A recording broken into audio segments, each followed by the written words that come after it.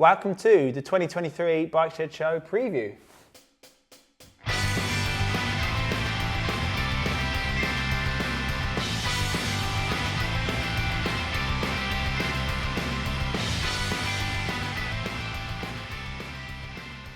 We are going to go through all of the bikes that we're going to be taking to this show, including this one, and a whole host of others. So in total this year we are taking 3 R90s and 3 R18s. They're going to be split up across 3 different sites. So we're going to have 3 bikes on our stand, which will be 1 R18, 2 R90s. There will be 2 brand new custom R18 builds for the BMW Motorrad UK stand. And then our friends at Valkyrie are going to be joining us this year too. And they will also be popping one of our bikes on their stand. We are extremely excited with the variety of bikes that we're going to be taking up. We're going to be going with some uber contemporary, uber modern stuff in the form of this bike. We're going into some more details in that in a moment. And this is going to be a BMW turn on some classic BMW artwork.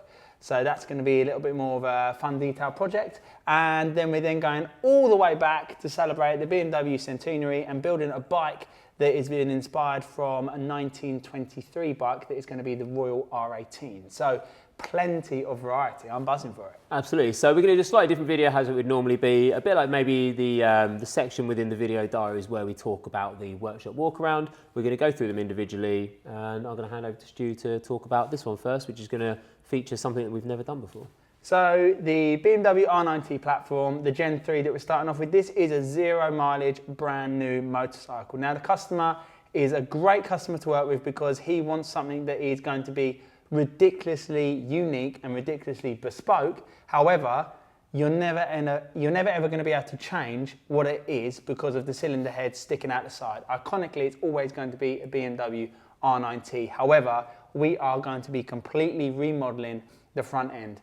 It's the first that we know about, and it's most definitely the first that we've ever done. We are going to be going with a bespoke CNC machined girder front end. First one on a 90. Yeah, first one on a 90. There's a couple of tubular ones out there. A couple of tubular girders, yeah, but there is no CNC machined ones that we know of.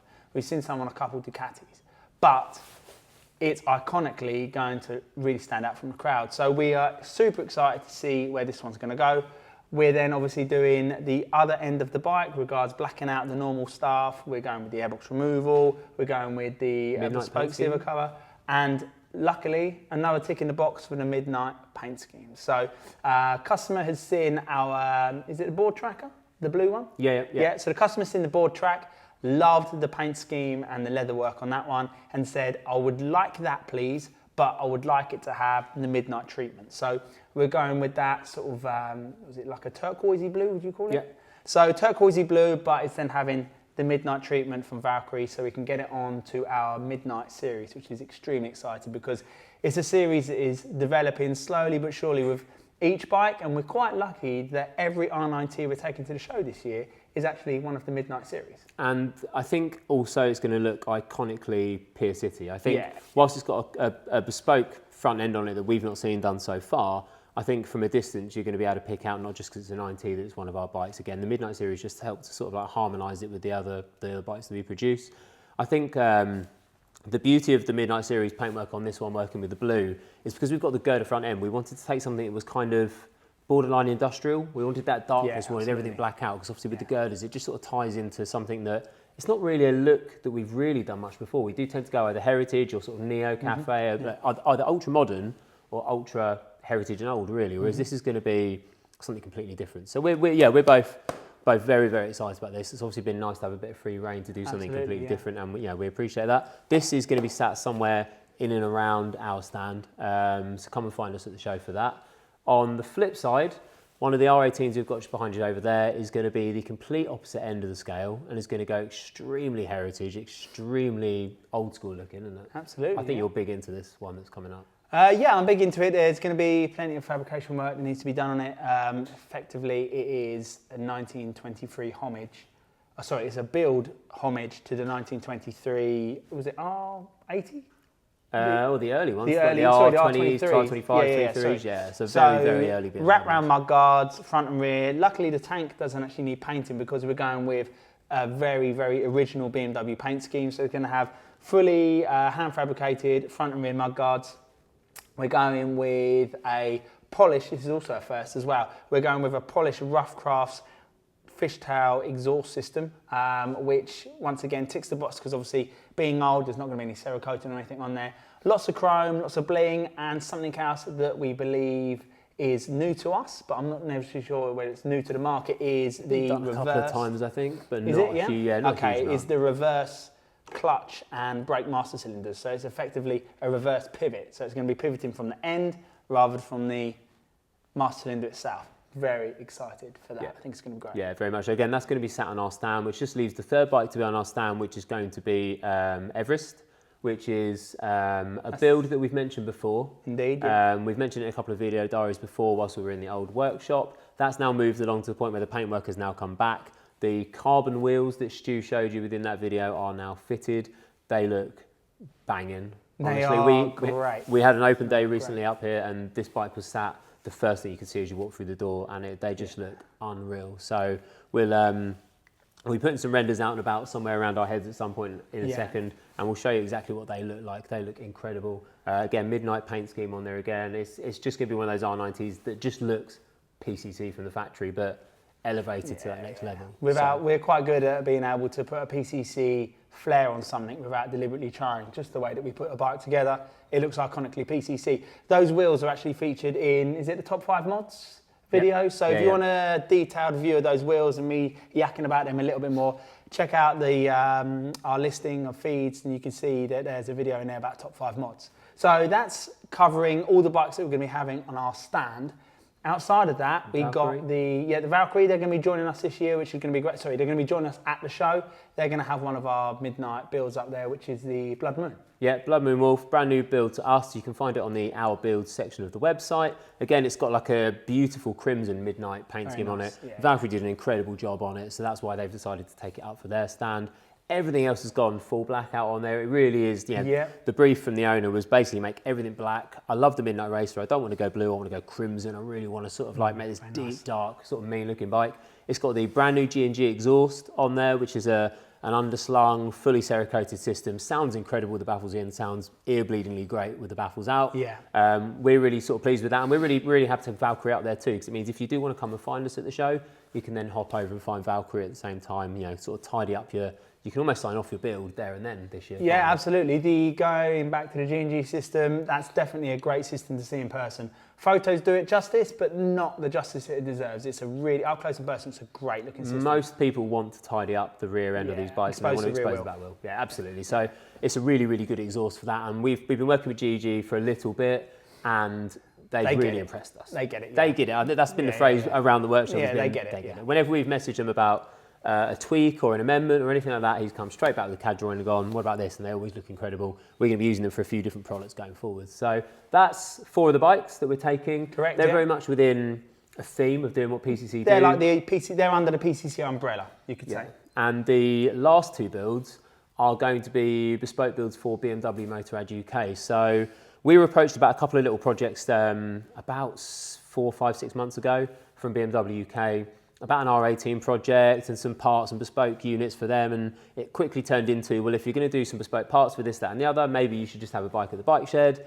We joked around about a few of the different ideas, and quite quickly we realised that we had 2 ideas for 2 different bikes, both of which would be equally good as each other, and so BMW said, well, crack on with it, just let's do them both. Here's 2 R18s. Yeah, pretty much. Crack on. And then they rolled up and we started to get sweaty and worked out what was going on. Yeah. Like what we've done all the way through the process, we've just said to the guys, tell you what, as soon as we're in a new workshop and we have the space, drop them down. And no sooner had we sort of officially moved in, there were 2 brand new R18s sitting here ready for us to crack on with. This one being one of them, and the other one is half stripped just out of camera there. So I'll go into detail on this one, first of all, being the Marshall R18. So this is the bike that sort of kick-started the whole process from BMW starting the conversation with us. So they wanted this to be a bike that would highlight the accessories that BMW offer for the R18. So we've got some ape hangers that we're going on here. This is all BMW catalogue parts that we're going to go on here. So we've got the ape hangers being fitted, the BMW Motorrad R18 bobber kit, that's all going to be going on there. So not one of our PC18 bobber kits, this is a BMW part numbered accessory.